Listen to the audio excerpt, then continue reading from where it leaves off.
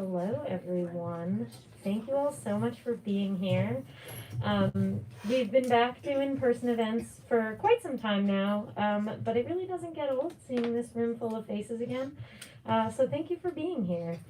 My name is Bonnie. My pronouns are they, them, and I'm the Assistant Events Director and a bookseller here at Brookline Booksmith. Today, thank you. Today it is of course my pleasure to host these two incredible poets, Caycedo-Kimura and Becky Thompson, for our third Thursday's poetry reading series. Before I introduce our poets, I have just a few housekeeping notes. Firstly, copies of both poets' books will be available for sale at that back counter over there. I encourage you to support the work of these poets in whatever way you can, whether that means buying books, checking out their work online, or just saying nice things to them in person. Secondly, please keep your phones off or on silent for the duration of the reading. Please know that this event is being live streamed from that iPad right over there. Our audience is not visible to our live stream viewers. However, if you don't want to be live on YouTube, just don't walk in front of it and you'll be okay. And lastly, this event is, of course, going to have a Q&A at the end, so hold your questions, but definitely have them ready to go. This event is part of a monthly reading series. It's a new series taking place on the third Thursdays of each month here at Booksmith. I'm so excited to be able to expand our poetry programming at the store and celebrate the work of artists from Massachusetts and beyond. Due to the holidays, we won't be having a reading next month in December, but we will have one in January, so if you are enjoying yourself here, feel free to come on back in the new year. We'd love to have you. And if you have feedback, suggestions, or questions, feel free to let me know. You'll see me hovering about. And I'm friendly, I don't bite, so just come say hi. And now to introduce our poets. Caycedo-Kimura is a writer and visual artist.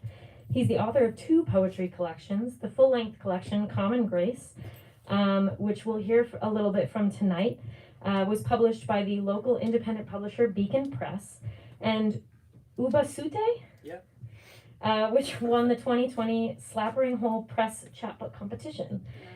His honors include a Robert Pinsky Global Fellowship in Poetry, a St. Botolph Club Foundation Emerging Artist Award in Literature, and nominations for the Pushcart Prize, Best of the Net, and Best New Poets anthologies. His poetry has appeared or is forthcoming in Beloit Poetry Journal, Plume Poetry, Poetry Daily, Lamb, Upstreet, The Night Heron Barks, and among many others. He currently serves as a member of the Slappering Hole Press Advisory Committee and as a reader for Beloit Poetry Journal. He's an incredible painter as well, and his paintings have appeared in galleries throughout Connecticut, including Chester Gallery, Westport Art Center, and City Lights Gallery, among others.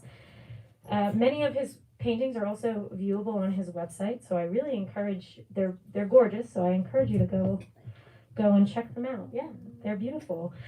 And of course, Aaron earned his MFA in creative writing from Boston University, so he's back in town. And he's the author and illustrator of Text Don't Call, an illustrated guide to the introverted life.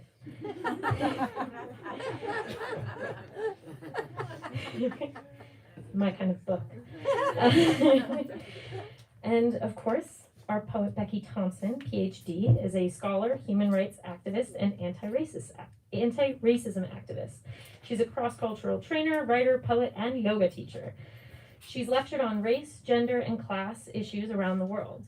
She's served as a human rights advocate on the front lines of the refugee crisis in Greece, where she's assisted people seeking asylum, documented human rights violations, and taught writing workshops for refugees.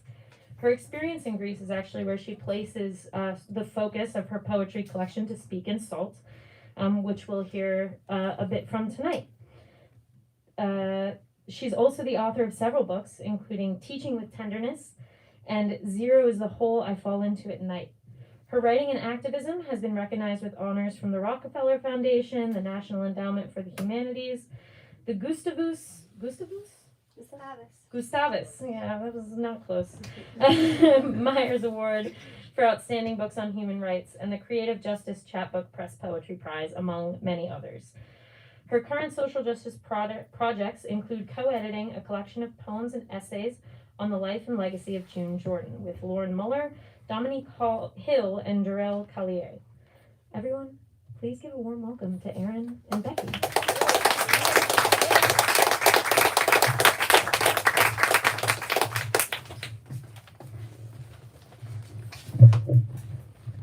Thank you so much, Bonnie. Can you all hear me okay? Back row? Okay. I'll make sure I don't stray away from the mic. Hello, everyone. Thank you so much for coming out tonight, this cold night, to hear us read. Very happy to be here. Very honored to be reading with Becky Thompson tonight. I'm going to be reading from my new collection. It's entitled Common Grace. I'll read 10 poems for you tonight. This book is divided into 3 sections, so I'll be reading a few poems from each section. And the first poem I'm going to read is the first poem in the book, and it should give you a little insight into my family background. It's entitled Family Anthem. I walk into the garage from side door sunlight, ELO on my Walkman. My eyes dissolve the darkness, discover my parents locked in a slow dance embrace, whispering to each other like lovers. But my parents aren't lovers. They're Japanese. Never kiss, hold hands, say, I love you. Not even to me. Once I asked Mom if she loved me. She replied, my mother and father never said it, but I knew they did. My parents hear my shuffle, separate like guilty teenagers. She escapes into the house, he into the Ford, opens the garage door. I fumble, forget what I was looking for, but all afternoon replay that dissonant chord. Thank you. I'm going to read some more poems about my parents a little later, but right now I'm going to read some poems that have to do with my painting life. As Bonnie mentioned, I'm also a painter. These poems can also be read as ars poetica, poems about writing poems, because they're very apropos to my poetry life as well. This next poem is entitled On Plein Air at Silver Sands State Park. En plein air is just a term that means you take your portable easel out into the open air and paint the landscape in front of you. En plein air at Silver Sands State Park.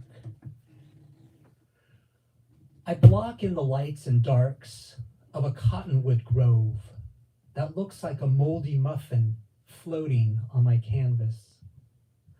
The flies and wetland whiff of rotten egg will keep me from staying much longer. As I use the last dab of sap green on my palette, a woman walking a black lab stops to look. She tilts her head, nods. Do you remember Bob Ross? She loved his happy trees, how he made them so easy with the edge of his brush. She yanks her dog from sniffing my easel's leg. Come on, boy. Leads me to my landscape. I end up staying all morning, struggling with my trees, trying to make art with each labored stroke.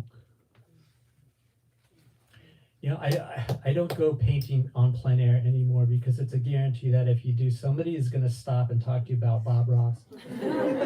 It always happens. It never fails.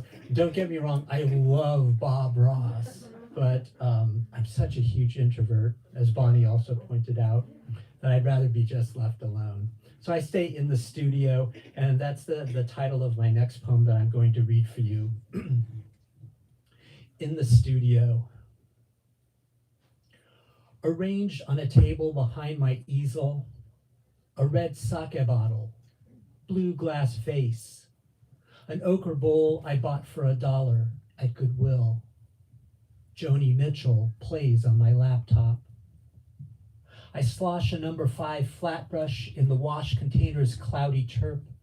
Let it soak in the strainer. Step away from the canvas 5 or 6 feet. Bowl's too flat. Some lighter touches in front will round it out. The background's kind of warm. A few strokes of blue-gray should cool it down, push it back. Joni sings California. After flying back to Santa Rosa when my father died, I returned home, met Tinica for coffee. She'd show my work if I didn't drip and spatter. For a while, I painted to please her, then canceled my show, let my brushes harden, my palette crust.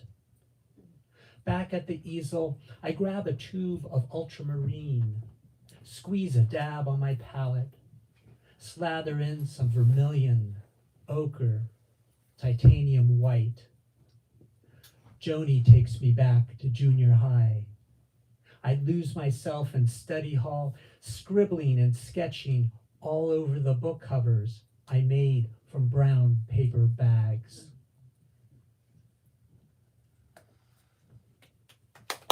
Thank you. My next poem I wrote for an acquaintance of mine, another painter. And this is about her life, but after writing it, I realized that it's very apropos to many of us writers, artists, maybe dancers, singers, songwriters who desire to pursue an unconventional creative life. And this poem is entitled North on Route 101. She drives up the winding coast, 20 miles per hour in Pacific fog, like she's searching for a line, a la prima, with the worn bristles of a flat brush. In every twist, she focuses on the road, not the drop-offs. The fog dissipates. Swatches of wild rye, reed grass, and sky spread across the windshield. Back on the other coast, dishes, pots, pans, a job, most of her clothes. Tonight, she'll sleep near the foot of Mount St. Helens, wake up to a sun eruption of Hansa yellow and cadmium orange. She'll sketch a stream tumbling toward her over a fallen cedar, a sprinkling of pastel dust in her lap.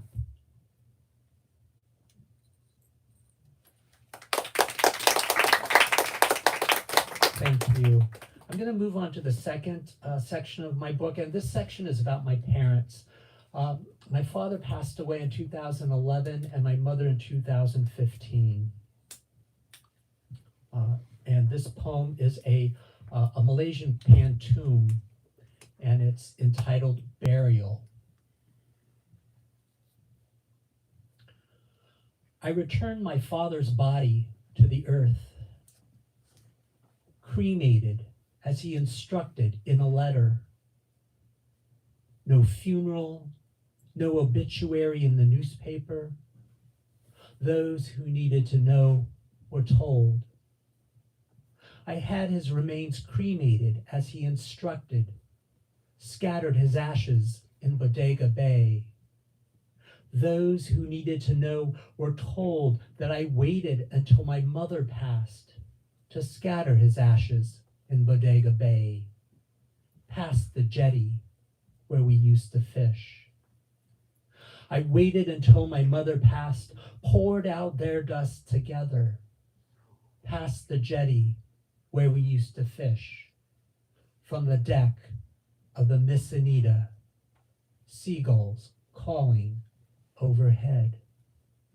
I poured out their dust together with a handful of Uncle George, from the deck of the Miss Anita, seagulls calling overhead. No funeral, no obituary in the newspaper, with a handful of Uncle George, I return their bodies to the earth.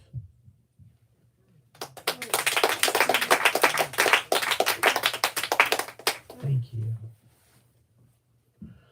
My next poem is about my parents when they first got married, before my sister and I came along.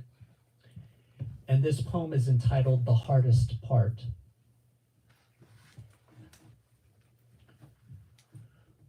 The fire truck siren downstairs raided the air of my mother's dreams. She'd scream in her sleep, my father told me, even after we married. More than a decade past the Second World War, for him, American concentration camps, for her, the firebombing of Tokyo. They moved into a San Francisco apartment that rented to Japs, a one-bedroom walk-up above the Post Street fire station. They painted their bathroom black. It was in style then. Shelved books, unboxed a new rice cooker, watered a shrub of Japanese maple potted for their future garden. When the station got a call in the middle of the night, the rumble of the overhead door crumbled into the wreck that was once her home. Swirling lights flashed ancient trees into flames through the thin silk curtains of her eyelids. No warning, no drill, no cover. My father stilled her body, his broad hand on her shoulder or hip as they lay in the dark, listening to the slowing of her breath. The hardest part of those nights, he said, was waiting, sometimes hours, for the truck and the men to come back.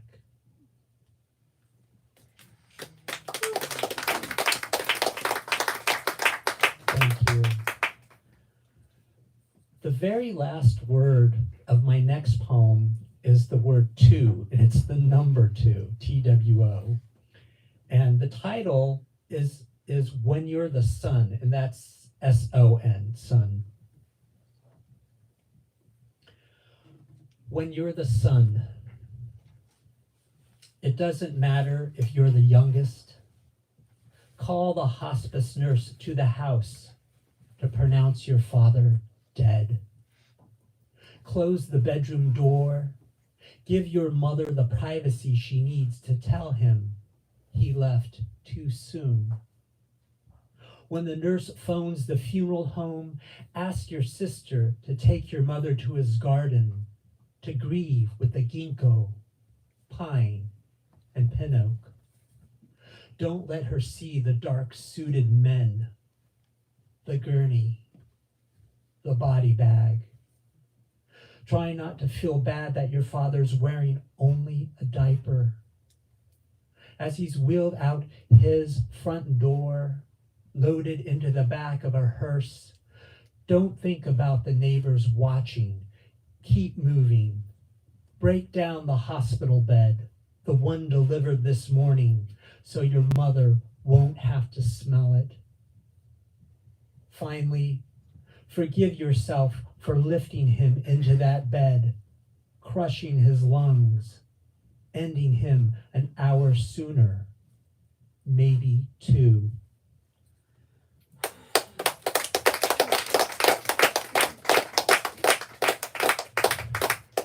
Thank you. Some of these poems are kind of difficult to read. I always sometimes pretend that I'm reading somebody else's poems. This next poem is about my mother, and it's entitled Afternoon Infusion. She panics 3 hellos, as if startled by the noise of an empty house. Calls from St. Joseph's. The nurses are slow to start her hydration. I'm at a bar. Stevie Nicks reverbs in my beer. lures me back to the edge of 17 in this town I left 30 years ago. I take her call outside, stand away from the smokers. Half truth, I'm at the mall. She slurs a request, milk of magnesia, and that other thing she can't remember. But I remember when I was a boy. She told me about the mythical Japanese custom, ubasute. A grown son lifts his aged mother on his back, delivers her to a mountain, leaves her to die. I'll come pick you up after chemo, I say, and hang up, realizing she's already cradled by the mountain. The waft of cigarette smoke and hint of manure and Santa Rosa air usher me back into the restaurant. The hostess smiles, welcomes me. Clueless, I have come and gone.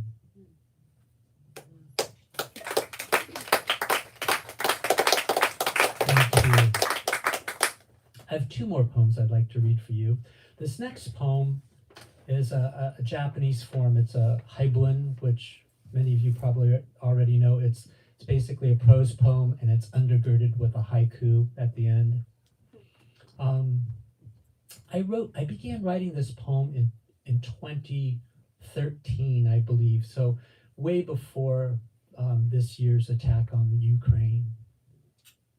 It's been it's a troubled area. This poem is the title poem of the book, and it's entitled Common Grace. It's also a Boston poem. In the rush of autumn wind, a student reads Chaucer on the banks of the Charles. Her morning desk, a sunlit bench with notebooks, blue water bottle, a Ziploc bag of wheat thins. An old woman with a metal cane limps to the bench, scrunching amber leaves underfoot. She liberates a surge of Ukrainian as if she's never left her country. Family, friends, war zones. The student collects her things to one side, stretches a tiny smile, no eye contact, returns to 95 pages due tomorrow. The woman continues her Slavic monologue, pulling a gray sweater from her canvas bag.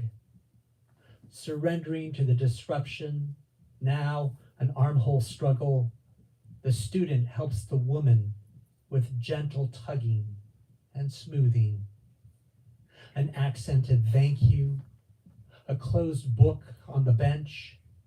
They exhale with the wind and watch a crew team glide across the water. Sweeping oars, geese float in formation across cyan sky. Thank you. And before I read my last poem, I want to thank you all for coming out for this reading, and thank you again to Bonnie and the Brookline Booksmith. This last poem I wrote after wondering what it would be like if I knew that today was the last day I would be alive. It's a love poem, and it's not so much about death as it is about contentment. And this poem is entitled, If This Were the Day. If this were the day, I'd still shower, shave, eat breakfast for the pleasure, a toasted bagel, a schmear, lox, red onion, capers, definitely capers, an iced mocha. I'd skip the stretching, crunches, push-ups, go right to the garden, check the milkweed for monarchs, the yarrow planted yesterday. Back in the house, straighten out my studio, just a little.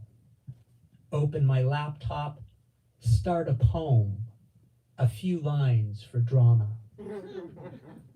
After emailing you my passwords, go lie on the sofa, text you a heart, rest the phone on my chest. I'd listen to you stop singing slightly out of tune in the kitchen, wait for the vibration of your answer, drift. Thank you. Thank you for listening.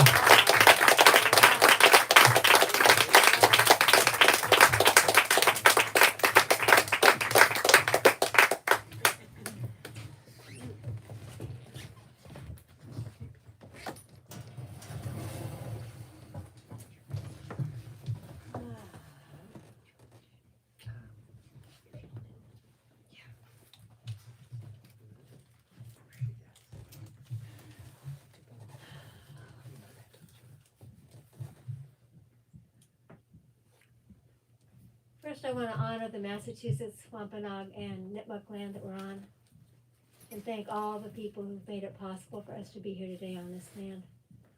And also, I'm looking around at all these books, right? These companions. And when we're so worried about the banning of books, we know that Brookline Booksmith is here to counter that. I want to thank Bonnie. Where are you, Bonnie? Yay. For all the work that goes into sponsoring literary events. I think this is my 4th reading here. For me, this is a literary home, and I'm so grateful. It's lovely to share this evening with you, Aaron. Just lovely. Yeah. I'm thinking about your Malaysian pantun. Wow, that will stay with me. And Cradled by the Mountain, just beautiful. And so, if I had my way, I would put us all in a circle. Because if you all knew who all of you were, it's really extraordinary to, and you don't, I know most everybody, but you all, anyway, so I want to do some call outs just to start. So if you are in this category, if you could raise your hands up and do some kind of thing, okay? So all of the poets and writers or lovers of poets and writing in the audience, okay? Lovers of poets and writing. Yeah. And all of the students and friends, yay. And then all the pickleball players. They're here, right? And all the yogis, you're here, yeah, for sure. And all the activists, yay. And the people from ISB, which is a new home for us, yay, so much so. All of the people on Zoom, from all across the country and in Europe as well. I want to thank you for coming in the ways you can, and that the energetic body is connecting to you. And I want to do a special shout out to Professor Diane Hereford, who's one of the 3 people that's dedicated the book. I dedicated the book to, and the flowers are from her. And also Arezu Kabuli right here.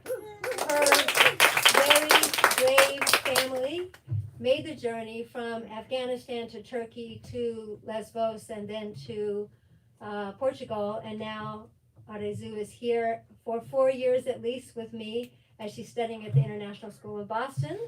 So I've become a new mother again. Very happy about that. So this book is like full circle, and Arezu is going to read one of the poems later on. She's reading later because she's going to steal the show, right? So.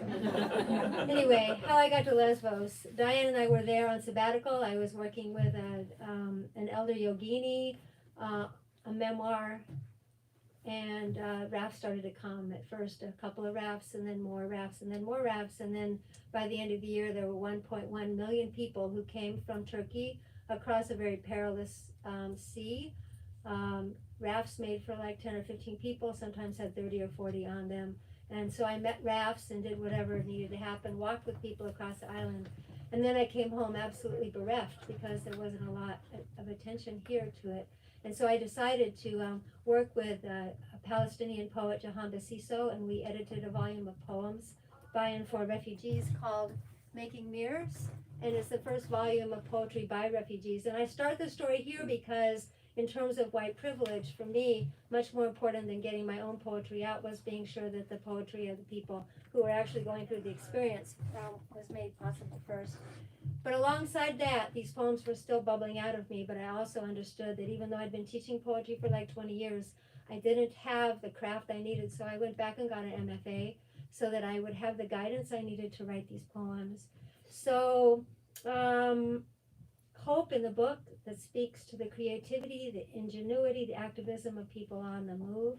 The hope for my book is that it offers intimacy, companionship, a witness presence, a way to speak deeply so no one ever needs to leave their homeland again. That's the bottom line.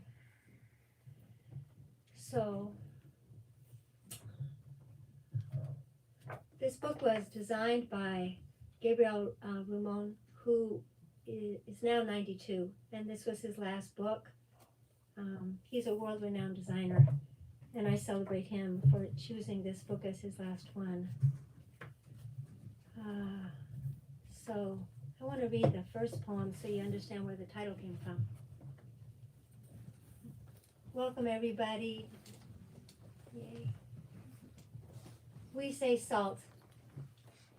Salt in fine lines around your eyes, keep walking. Salt in the shaker where tourists stare. Salt for flavor, salt caged in yellow plastic, salt to make tabbouleh. In Arabic, salt is miln. We say salt is earth's silk for the desert's pleasure. We say salt in the blood. We say salt will dust your eyes with sorrow. Come here, I will kiss you. Here, sprinkle salt for tomatoes. Salt for when your lover leaves you in salt. When the bomb leaves a salt trail in the street, we scatter with our children. Salt tracks on the desert, travel at night with salt in our shoes. The sea loans salt to rocks. We are salt, raft our own salt nation.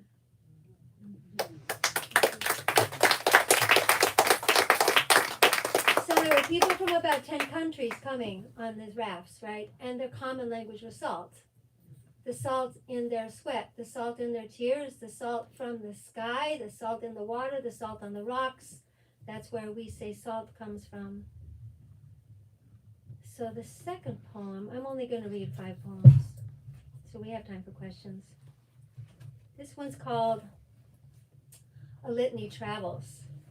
And I'm making reference to a poem by Audre Lorde, a black lesbian feminist, mother, warrior, cancer survivor, and her poem, A Litany for Survival. So I was working with many different translators, and one of them is a professor from Afghanistan, right? Why was he the translator? We needed to co-teach, obviously. I gave him a packet of poems, many of which were written in Arabic and Urdu and in Farsi, right? And I thought he would choose one of them for us to teach the next day. I gave him a packet. He came back and he said he chose A Litany for Survival by Audre Lorde. Right, that is an intense poem, right? So, and then he translated it on butcher paper we hung up, right? So this is where that's referenced to. The translator says, let's turn to A Litany for Survival. We'll say it first in Dari, then English, all together. Ready? Did I mention that I'm over my head? Or perhaps my head continues to fly about, but my spine has folded in. When did this accordion behavior begin? Was it when we had chairs for 15 and 25 came, not counting the children? Or was it when I passed around an attendance sheet that came back with 6 signatures? Fear buried their pens. Was it after we read a haiku and a father said, how can we write pretty poems? Our lives are not pretty, as his 3-year-old daughter drew on her arm with a purple marker. Or was it when I couldn't outline the basic shape of Afghanistan on the board? Someone came up, drew his country and all the ones that touch it. Was it when the shutters opened so the small room could breathe, kept banging each time, pulling people from their chairs? An older man rose and gently closed the shutters. Or was it when a teenager clutched her friend, sandwiched between men like fish, said she liked the poem about memories and backpacks, wished it was in Somali? I said, me too. Or was it when a father explained his family received €300 each month? If they're granted asylum, that will end after 6 months. Or was it when I was sure two teens who stared into their phones were there for the free bus tickets until they recited brilliant landays in Dottie and English? They wrote them with Google Translate. What about the 7-year-old who answered all my questions in English before the adults, their eyes stuck on the table floating with cherry pits left by the 4-year-olds? There is no childcare in this refugee center. Parents hold their children close, won't let them go farther than their side vision. Their eyes reach in all directions.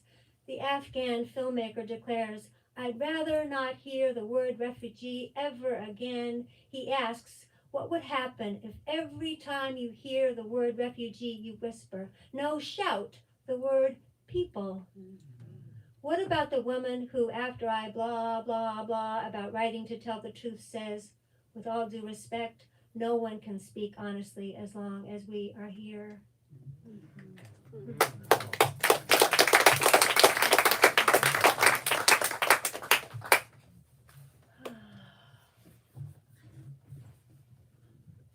I am so grateful that you are here. My heart is so big, it's flying out of the room. It's like really big. I'm feeling your love. So Gwendolyn Brooks has a poem that was then made into what's called a golden shovel, where you take the poem and you put it at the end of the line all the way down the page. So this is the poem that she wrote. We strike straight, we sing sin, we thin gin, we jazz June, we die soon. Okay? So, and this is about a school that was created by Afghan activists in one of the refugee camps in Mytilene, where Arzu and her family were. Jamil says, we wait in line. Close to swerving into down and low, we watch the Coast Guards swear in Greek as they dare to strike. It's painful to lose months, moldy cots stacked straight. Hard if you've played percussion in Jalalabad and taught physics. We outran the drones and kissed our mother's hands. Many can sing, so now we trade hip-hop beats. Awesome Quassim meets soul travelers. Sin was dreamed up by the military and electrified borders. We know it's easy to gain days with Allah if you're dead. Thin chance. We know Taliban trucks were made in the USA. Gin and heroin, fast tracks for military who rape by day. We are the clouds looking for a way out. Gotta play no matter the sway of forces. We jazz a new plan. Pool our money, buy tents for a school, open in June. 2 years later, children still come, and elders, Kurds and Somalis. We teach music and mathematics, world politics wrapped in rap. We will not die soon.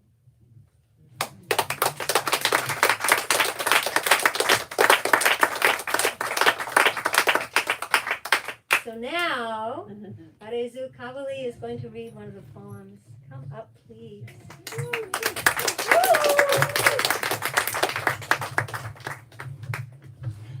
Hello.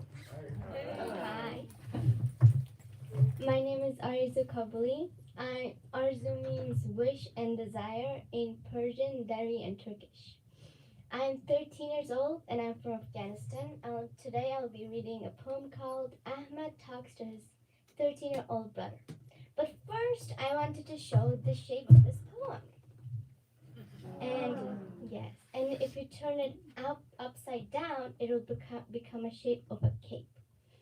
And the reason why it is because when people who love their country, who love the places they come from, and they leave it, their world, their planets comes upside down. And it's about Ahmed, older brother, talking to his younger brother, who is going to become a cosmopolitan very soon. Okay. Ahmed talks to his 13-year-old brother. Remember, you are a Superman with a hurt-proof cape. Don't forget your aunt nicknamed you Balloon. He who will float about danger. Learn to draw a map of Syria in ink on paper cups. Don't look at the sea if it makes you sad. Look at the sea and remember you made it. Be the song you sang on the raft. Don't run from ghosts. Use your backpack as a pillow, a seat, a table. Carry your prayer rug inside. It's okay to let the rug double as a bed. Eat meals with young Palestinians. They've been through this longer than you have. Keep ironing your shirts even though you have to stand in line. Know your people are proud. Remember why they sent you first. Don't trade your toothpaste for cigarettes. Well, maybe sometimes. Don't sell your kidney to anyone, ever. Remember your uncle before the sniper. Be tall.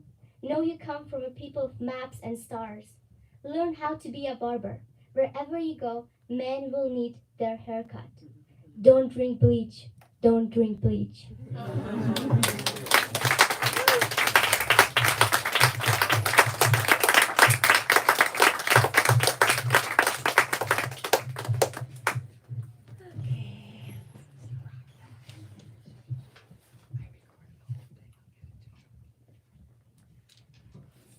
I'm in this wonderful situation of getting to walk alongside this 13-year-old, almost 14-year-old. Such a gift.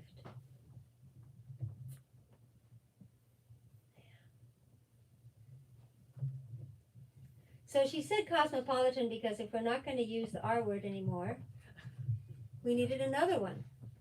And I realized that the people that I was meeting had been in many different countries and spoke many languages, so they are actually cosmopolitans.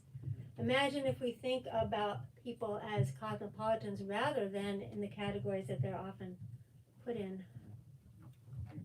So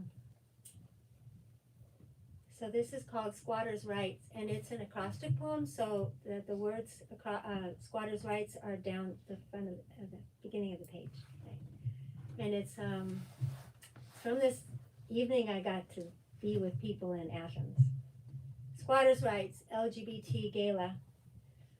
Squatting in an abandoned building in Exaria Square, Quaymar and Samir up the ante of who can shimmer faster, unlock their hips to the jerry-rigged sound system, as the gay chef from Syria orchestrates a 4-course dinner that will stretch to feed 50. An Afghan couple wanders in, their toddler dancing with a transgender woman with eyes that tell us, my sisters and I risked the raft, ravages of bombs now behind us, a hole in the boat the size of my fist. We filled it with singing until we were rescued. Paris is burning, travels to Athens on a dinghy. Inclusion, the mantra, folded into tabbouleh. Parsley translates from Arabic to Urdu. Gracious becomes a verb everyone is granted, as the bass from the sound system hijacks old fear. Temporary becomes an excuse for let's party. Community travels with tattoos and silk scarves. The toddler sleeps in the crook of an arm as silence equals death transforms into eyes from this storm.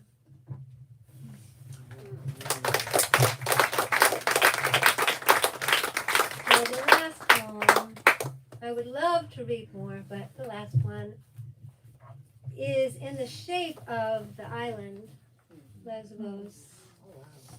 And Lesbos is a crossroads for many cosmopolitans, for birds, it's got 4 different terrains. It's just an extraordinarily magical place in the world that desperately needs people to go visit as well. When I was born, a glacier carved my shape like a winter tulip, so I could still see Anatolia. My 8 sisters, each a tortoise step for the gods. I am my mother's daughter, here before volcanoes let loose. Lava domes are now castles to the sky. Sea of my dreams, with your fierce moods and your sequin days, I am the poet's land, the home of Arian's meter and Terpender's musical scale. There was a time when the people rotated crops like verses in holiday hymns. There was a time when men were pretty and women were strong. There was a time before the Byzantines and the Ottomans, when gargoyles cavorted with cats who mated and then slept. Sea of my dreams, I long for boats that bring tilapia and cod, for beaches that sing rain, recycle wind with long breath.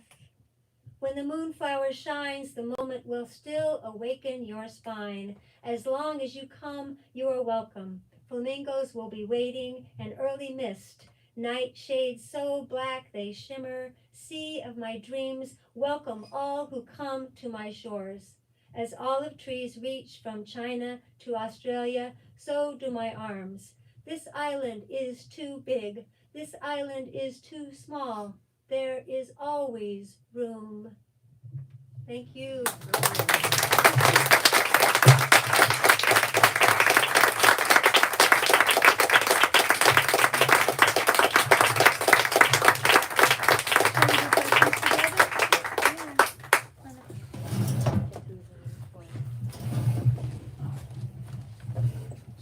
All right, so we have come to the anticipated Q&A portion of the evening.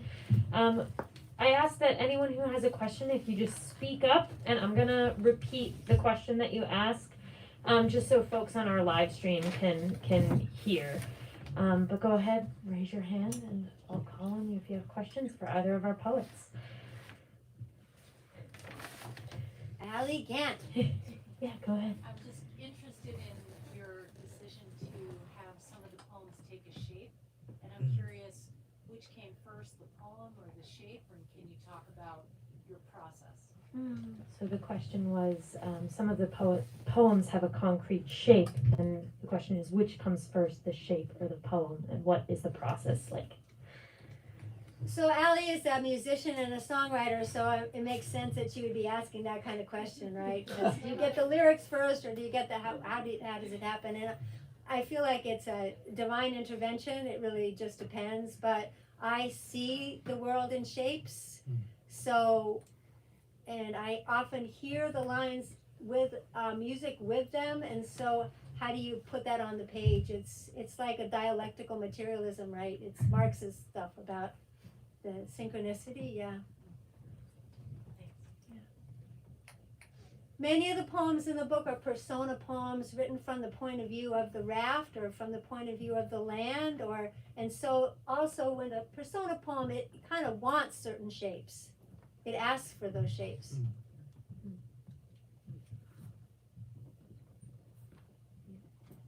Any other questions? I know those questions. What about how the poems made you feel? Because we both, heavy poems, right? Some of them. Some of Some of mine. mine. I think it's really hard to ask a question right now because both your universes sort of like collide in something very intimate, very strong, very emotional. So I'm not rational right now. I can't ask anything intellectual. I'm just in a. That's it's so good to be drunk with poetry, isn't it? Yeah. That's one of the ways that poetry and yoga are very similar. When I teach a yoga class and then no one says anything afterwards, it's because we actually we actually arrived somewhere. Yeah. So I wish we could just dance together now. Yeah, Jenny. Yeah, this isn't a question, it's more of a comment. Speak louder. I just think that both of you really create an image and draw us into being able to live the moment with you that you're describing, and it's really quite moving and beautiful. So thank you for that. But I think there's a similarity there in terms of how we're drawn into the story, the small, the small story that reflects a much bigger reality. When I write, I'm always very conscious about images, and creating that space that you spoke about for readers to enter and to feel whatever they want to feel, but hopefully feel some of what I felt without me telling them to feel that way.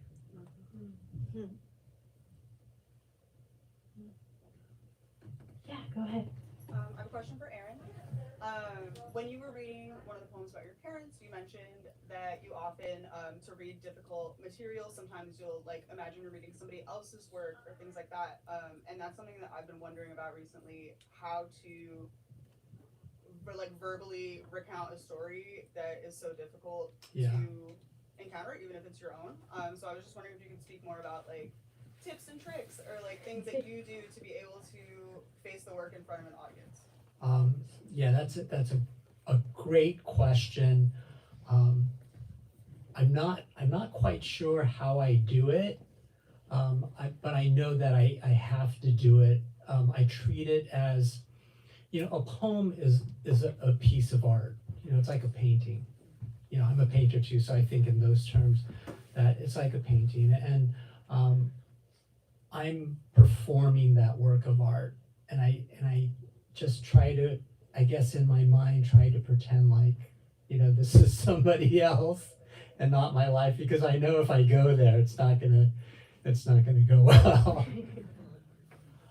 So tips, practice. If you know you're gonna give a reading, practice your poem beforehand, and practice not going there.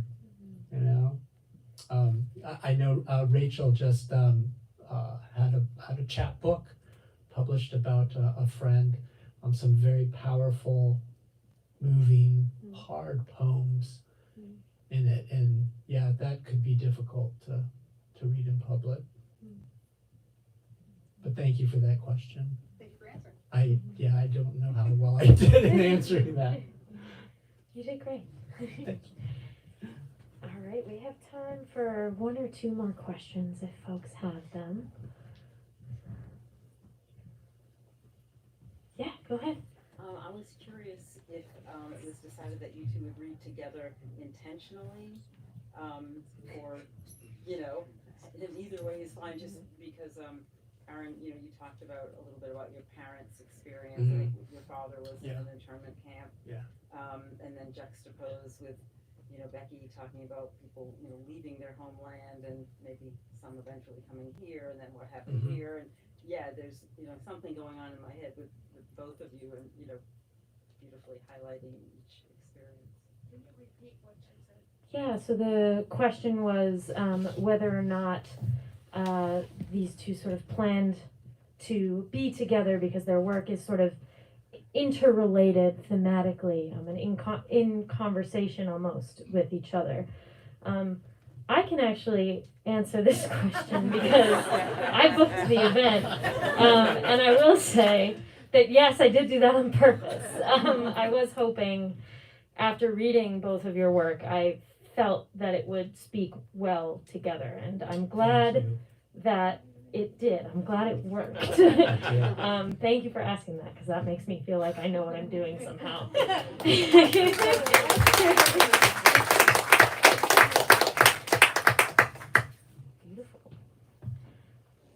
We can do one more question if anyone has anything. I'm just thinking about, there are so many celebrated authors in this room. I'm just thinking, for example, in the back, Margaret Burnham's just got this amazing book out. She came in under the radar. It's so important to read, but I just also know that there are creative beings in this room, and I want to celebrate you. I know I've already spoken, but I want to congratulate Arizu on your reading of the poem. It was wonderful. Beautiful Yeah.